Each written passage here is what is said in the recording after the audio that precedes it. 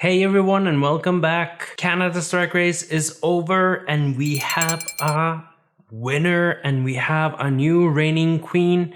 Who doesn't want more Drag Race? So I've been saving this video until now so we can have some more Drag Race after it's done, especially Canada's Drag Race, because let's admit it, it has been an amazing season. It has been absolutely wonderful and it was perfection. And I am not only here to praise Priyanka. I hate that. And tell you how much I love her and how much I grew to love her over the season, but let's take a look at some of our favorite moments, some of the delightful issues that Canada's Drag Race had, and talk about stuff. Everybody say one good thing about Ilona. So before we get to our reigning queen, Priyanka Love, let's address some of the issues that Canada's Drag Race has faced, some of the controversy, quote unquote, and let's face it, it was mostly directed at Jeffrey Bowyer-Chapman. That's all there is? It's been completely unfair and unfounded, and I have some theories on the issue. So what I have noticed often in the queer community is that especially gay men are not really happy when other gay men succeed, or well, they're fine probably when they succeed, but they hate it when other gay men get attention. I know you got it. Now serve it to us. I think there is some underlying current of almost all of us craving attention. Like, God knows I'm making a YouTube channel to just get attention. And when someone finally succeeds at getting this thing that we've been craving so badly for such a long time, gay men, queer men often start to seethe at their teeth because they get into the mindset of, why not me? Why them?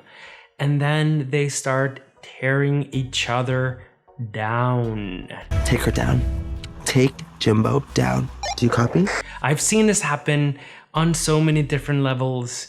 And it's not only just national television or television at all, or any kind of like amount on Instagram or Facebook or wherever you might be gaining traction or attention.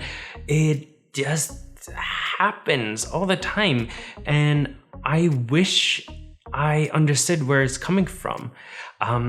Well, I do understand where it's coming from because everybody wants attention to be loved, almost everybody, but there's some visceral, vicious level of it that happens inside the queer community amongst, and don't hate me for generalizing, gay men. And I honestly think that Jeffrey Bowyer-Chapman has been a victim of that, because as a judge on Canada's Drag Race, he has been presenting as a cisgender gay man, and he has been quite authentically himself and been quite delightful and super cute.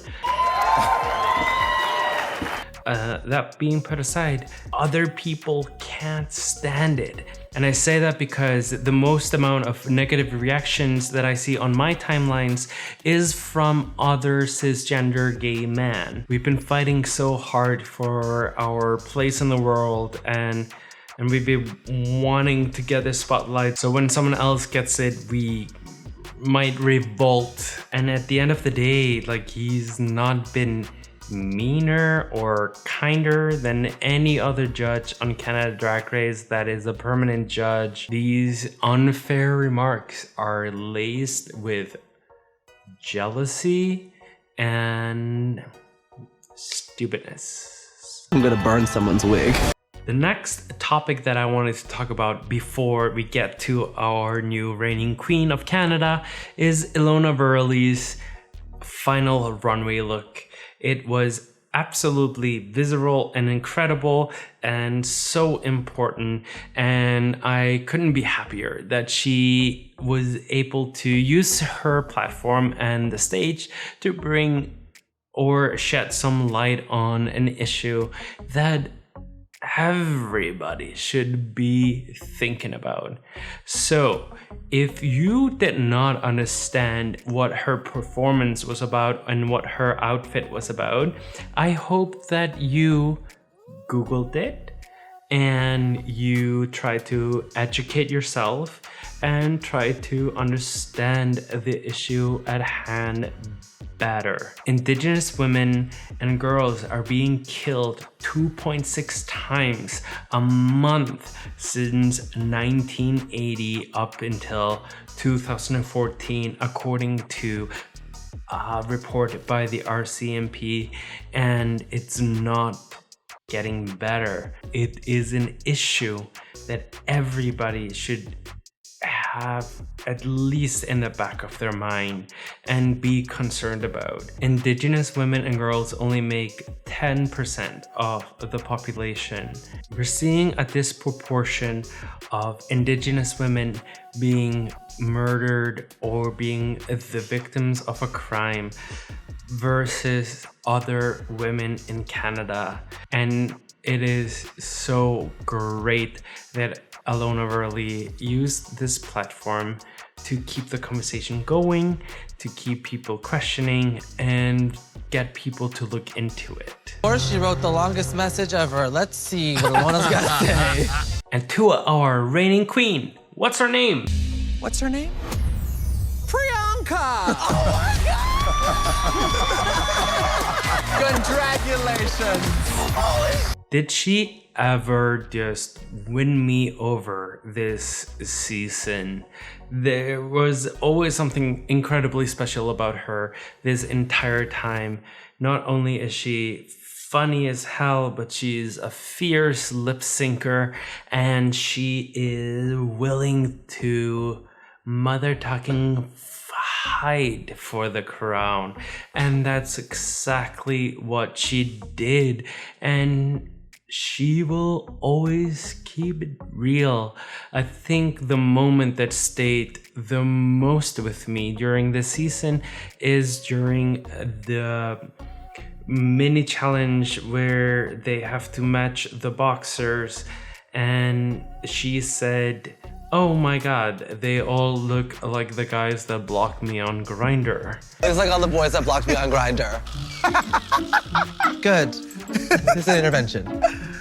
Well, now they're humorous. And she was able to do it in such a funny way, but also be very earnest about this fucking racial disparity that we're seeing on Grindr and on dating apps and in the queer community and in the male queer community. And let's just face it, it's the gay men community. And I hope it stuck with some of you, because stop being so racist. It's an unbecoming color on your wall. Pun intended. Priyanka kept it tight, kept it real this entire season. She had sickening looks. She had hilarious comedy along the way.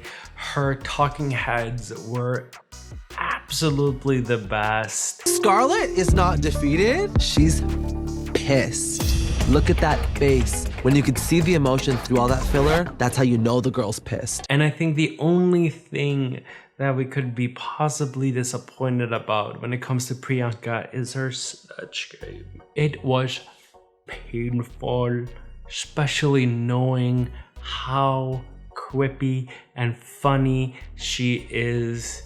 I am so incredibly excited to see her be the reigning queen of Canada's Drag Race. When she won the title of Canada's Drag Race, I screamed the same way that people scream that are into sports, and it made me understand why people get so bloody excited about sports, because it's thrilling when the person you're rooting for or the team